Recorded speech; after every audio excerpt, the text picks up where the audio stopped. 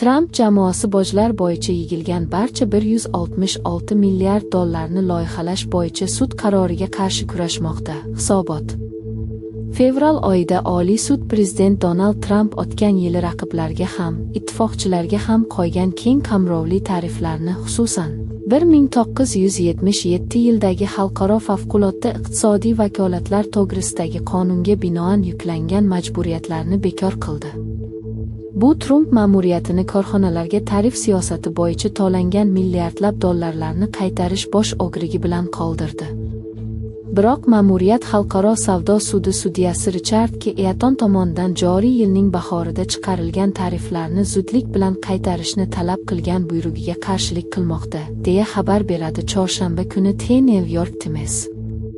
The Times ma'muriyatining AQSh bojxona Germaniya BMT xavfsizlik kengashi a'zoligidagi achchiq maglubda Rossiyani ayblaydi. Ukrainani qat'iy qo'llab-quvvatlaymiz. Rossiya xavfsizlik kengashida bunday ovoz bo'lishini istamaydi, dedi Vadeful va Rossiya Germaniyaga qarshi kayfiyat uyg'otgani sir emasligini aytdi. Birlashgan Millatlar Tashkiloti Xavfsizlik kengashining 5 doimiy a'zosi Xitoy, Fransiya, Rossiya, Buyuk Britaniya va AQSh va on vaqtinchalik. Biz har doim ma'lum masalalarda aniq pozitsiyani egallab kelganmiz va bu barcha a'zo davlatlarga ham tegishli emas, dedi Vadeful.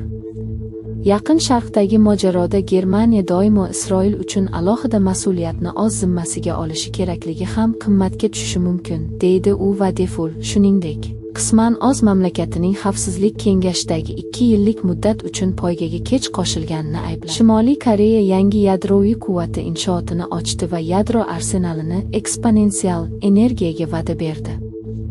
Davlat matbuoti zavod ilg'or texnologiyalardan foydalanayotganini ta'kidlagan, fotosuratlar esa uranni boyitish zavodi bo'lishi mumkinligini ko'rsatmoqda.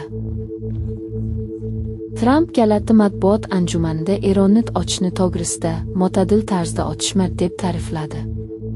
Eron Kuvaytdagi nishonlarga qarshi raketalar otganidan keyin o't ochishni to'xtatish hali ham mavjudmi yoki yo'qmi degan savolga Tramp o't almashish uchun sabab borligini aytdi.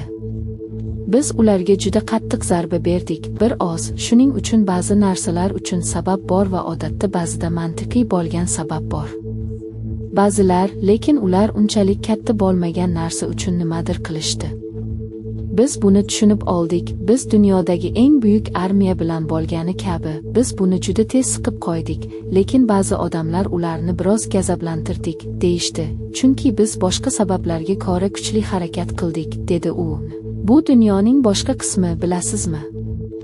Men shuni aytmoqchimanki, o't ochishni to'xtatish bu Qirg'iziston tarixida birinchi marta BMT kengashiga saylandi. Bu 2017-2018 yillarda Qozog'istondan keyin 10 yildan ko'proq vaqt ichida 15 a'zolik BMT xavfsizlik kengashiga birinchi Markaziy Osiyo davlatining saylanishidir.